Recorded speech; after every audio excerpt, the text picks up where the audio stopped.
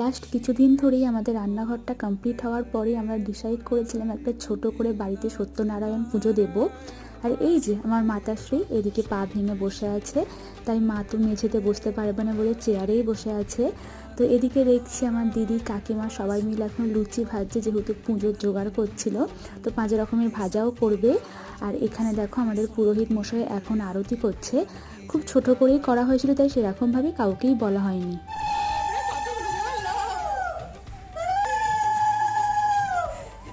এদিকে আমার মাসিমণি, বোন আর আমার মা তিনজনে তো উলু দেওয়ার কম্পিটিশান করেছিল।